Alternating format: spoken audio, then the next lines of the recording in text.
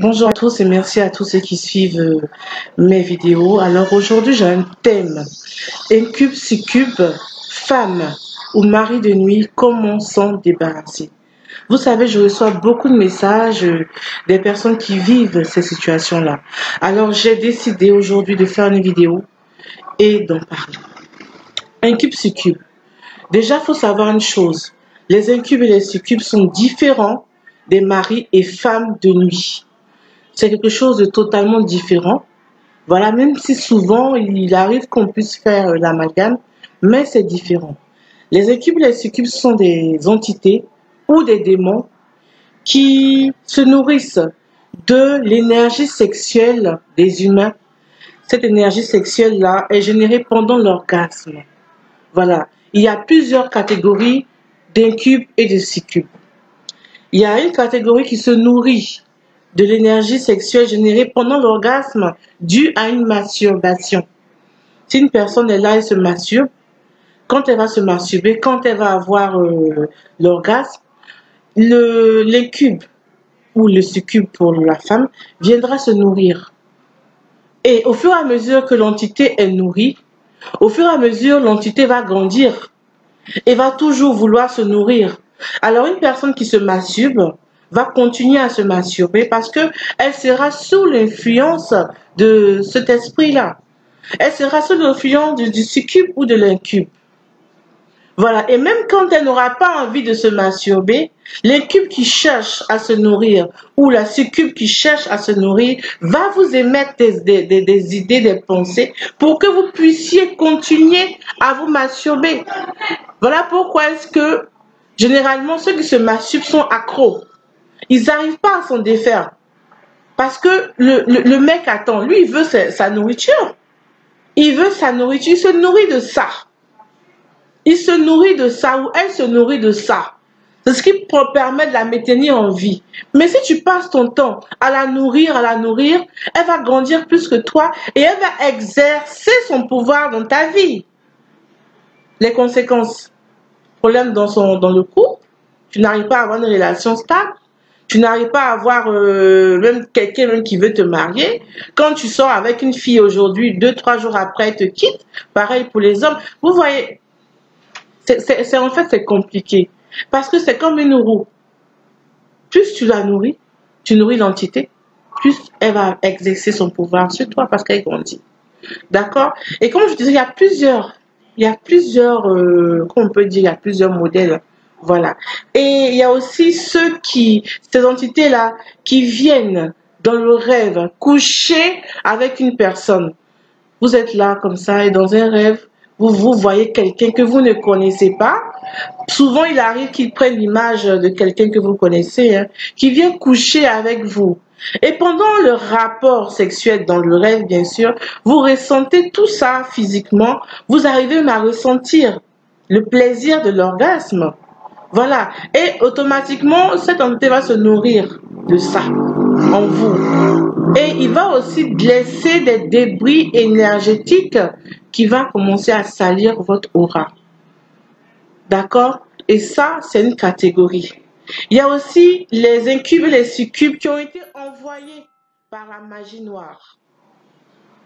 Et ça, c'est un peu délicat. Imaginez une personne qui vous veut du mal, soit un concurrent, une concurrente, soit une coépouse, voilà, qui va voir une personne qui pratique la magie noire. Ah ben celle-là, je veux que tu puisses faire quelque chose pour que notre mari ne l'aime plus. On a eu plusieurs cas comme ça. Alors le monsieur, la personne qui pratique la magie noire, va envoyer à la personne, là, la victime, un incube ou un succube. Et cet incube-là va lui pourrir la vie. Parce que quand il aura des rapports sexuels en rêve avec cette personne, ça va salir son aura, de sorte que le mari, l'époux, qui viendra avec elle, va se sentir dégoûté. Pour une raison ou pour une autre, dans ton foyer, ton mari ne t'aime plus. Ton mari n'a même plus envie de te voir. En fait, c'est un envoûtement, mais avec un esprit, avec l'incube. Il n'a plus envie de te voir, tu le dégoûtes. À la limite, même coucher avec toi, c'est compliqué. Voilà, tu ne sais pas ce qui se passe. En même temps, tu as des problèmes de fibromes, des problèmes sur toute la partie génitale, des trompes bouchées, de l'ovaire qui fonctionne pas bien, l'ovulation, les menstrues, tout est mélangé. À la fin, pour avoir un enfant, c'est tout à fait compliqué. Qu'est-ce qui se passe? Vous avez juste un incube qui gâte tout ça. Parce qu'il a été envoyé par quelqu'un, par la magie noire. Il y a des cas comme ça qu'on essaye de vraiment d'aider. Mais il faut savoir où chaque cas se situe. D'accord? Il y a aussi ces personnes-là, généralement, quand l'incube vient avoir des rapports sexuels avec la personne en rêve, ils le font tout juste avant les règles. Voilà. Il y a des personnes qui rêvent d'avoir un rapport, qui sont en train d'avoir un rapport sexuel avec quelqu'un, et automatiquement, le lendemain, les menstrues viennent. Oui, il y a beaucoup de cas comme ça.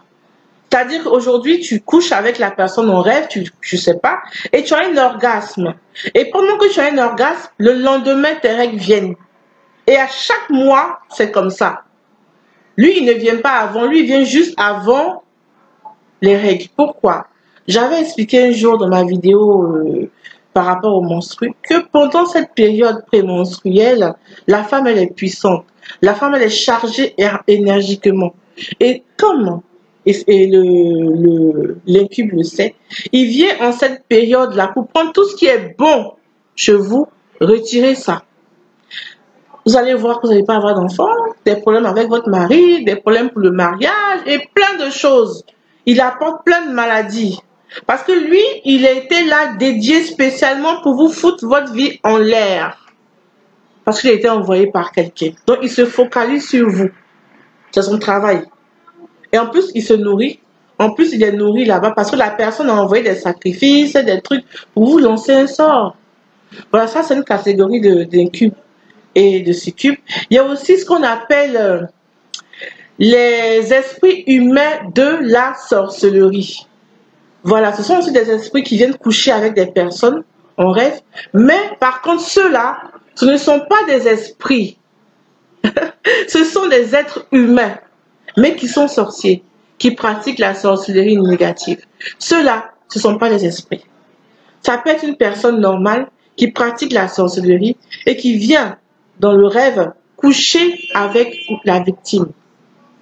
Et eux, ils ne se nourrissent pas d'énergie sexuelle, non, non, non. Eux, ils ne se nourrissent de rien. Eux, ils ont un objectif, c'est de gâter la personne. Pas de tuer la personne, mais de gâter tout ce qui est bon dans sa vie. Un concours, un mariage, un bonheur, une stabilité. Ils sont là juste pour gâter. Mais ce ne sont pas des esprits. Non. Et cela, généralement, vous allez voir dans votre rêve, vous couchez avec une femme, mais qui a le sexe d'homme. Oui, c'est comme ça qu'il se manifeste souvent. Visage de femme, mais sexe d'homme. Souvent, il peut prendre le visage de votre mère, de votre père, de vos parents proches, pour pouvoir vous mélanger un peu l'idée. Après, vous allez dire que oui, ma mère est sorcière. Non. Ils prennent le visage de qui ils veulent. Voilà. Et ils viennent dans le rêve pour vous gâter. Ça, c'est la sorcellerie. Ça, ce n'est pas un mari de nuit ou un incube ou succube normal. Ça, c'est ce qu'on appelle esprit humain de la sorcellerie. D'accord? Il y a aussi un autre groupe. Eux, par contre, ce sont des hommes, mais qui maîtrisent l'art des sorties astrales. Ils sont allés apprendre cela dans les écoles initiatiques et tout. Et comme ils savent le faire, ils font des farces. C'est-à-dire, ils voient une fille dans le quartier qui lui plaît bien et tout. Ils essaient de pointer sur la go, mais genre, la go réticente et tout. Ils disent, bon, toi, je sais où je vais t'avoir. Alors le soir, pendant que la fille dort, il rentre dans sa chambre sur le plan astral ou le plan éthérique. Et ils vont coucher avec la fille en rêve. Pas physiquement. Hein. Donc la fille est couchée, elle a l'impression d'avoir des rapports avec quelqu'un. Eux aussi, ils prennent le visage d'une autre personne pour ne pas justement que vous les reconnaissez. Mais ces personnes-là, ceux qui ont le don de vision, ils vont voir que c'est vous. Hein. Voilà. Donc, la personne est couchée, elle ressent qu'elle est en train d'avoir des rapports avec quelqu'un. Donc, quand il finit, il s'en va tranquillement. Après, il dit, bon, c'est un rêve. C'est pas un rêve. Ça s'est passé réellement, mais dans un autre plan. Et lui, il fait ça juste pour s'amuser. Il n'y a pas de grandes conséquences. Mais les conséquences, c'est qu'il va te laisser des énergies, des mauvaises énergies. Il va salir ton aura avec ces entités, tout ce qui vient avec. Voilà, des énergies, des mauvaises énergies qu'il va apporter, qu'il va laisser. Voilà. Et ça, ce n'est pas bon. Et il y a plein de personnes qui s'amusent avec ça. On a plein de témoignages comme ça. Il y a plein de personnes qui s'amusent à faire ce genre de choses-là, qui laissent des débris énergétiques dans la vie des personnes-là. Et quand ça devient récurrent, après, ça commence à créer des problèmes dans le monde spirituel, dans la vie de la personne. D'accord? Maintenant, on va passer aux maris et femmes de nuit. Voilà, je vous avais dit que c'est différent. Ici, on parle de mariage. Qu'est-ce que c'est? C'est un mariage. Voilà, quand on parle de mariage, on parle d'alliance. C'est différent de l'incube ou du succube simple. Ici, il y a une alliance, il y a un mariage qui a été fait. Il y a une personne peut-être qui a été mariée avec une entité, avec un esprit, avec un génie, avant sa naissance, ou même pendant l'enfance. Et elle ne sait pas. Mais elle va sentir qu'il y a quelqu'un qui vient tout le temps dans ses rêves, une personne avec le même visage, c'est récurrent. Mais elle ne comprendra pas ce qui se passe. Et souvent, il arrive que cette personne se retrouve enceinte dans un rêve. Et quand elle est enceinte, elle voit qu'elle accouche dans un rêve. Ensuite, elle voit aussi qu'on prend son enfant et on part. Voilà, parce que quand on parle de mariage aussi, on parle aussi d'enfants. Celles qui sont mariées ou ceux ou celles qui sont mariées à des esprits, à des entités, ont aussi fait des enfants, mais qui sont dans le monde spirituel. Voilà. Et le mariage est là. Et comment s'en débarrasser? Souvent, on se dit qu'il faut chasser l'esprit. Chasser l'esprit, non. Quand on parle de mariage, pour que l'esprit nous laisse en paix, on fait ce qu'on appelle le divorce spirituel.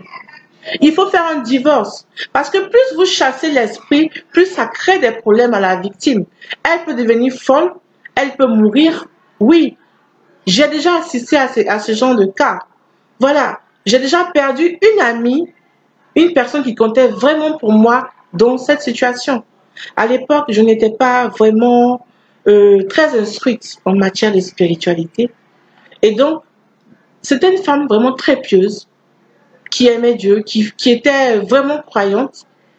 Je vais parler un jour d'elle dans une autre vidéo, qui faisait tout ce qu'il faut, comme on dit.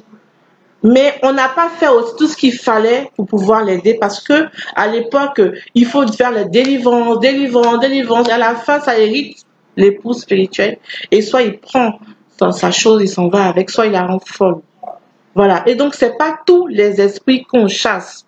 Je dis bien, ce n'est pas tous les esprits qu'on chasse. Il y a des esprits avec qui on discute. Quand vous vous mariez avec quelqu'un, si vous chassez cette personne-là, ça ne veut pas dire que vous n'êtes plus liés. Mais il faut faire un divorce. Vous partez à la justice, voir un avocat et faire un divorce. Voilà. Et s'il y a des compensations, des contreparties à payer, vous payez. Et c'est comme ça aussi. Dans le monde spirituel, quand vous êtes marié avec une entité, avec quelque chose, on ne chasse pas l'entité, on divorce de l'entité, on parle avec l'entité, on négocie avec l'entité et on paye la dot que l'entité a payée. Oui, pour vous avoir, il a payé quelque chose et il y a des lois. Pas parce qu'on dit que c'est un démon qu'il n'y a pas de loi. Nous sommes tous soumis à des lois. Il a payé quelque chose. Alors, ce qu'on appelle la réclamation, il y a une réclamation ici. Alors, tu dois payer le prix qu'il a payé pour qu'il puisse te laisser. Tu rembourses la dot. Même ici en Afrique, quand on est marié, qu'on ne veut plus du mariage, on fait quoi? On rembourse la dot pour éviter qu'il y ait encore une alliance, pour éviter qu'il y ait un lien. Voilà. Il faut simplement faire quoi? Rembourser la dot. Il va vous libérer et faire le divorce spirituel, simplement.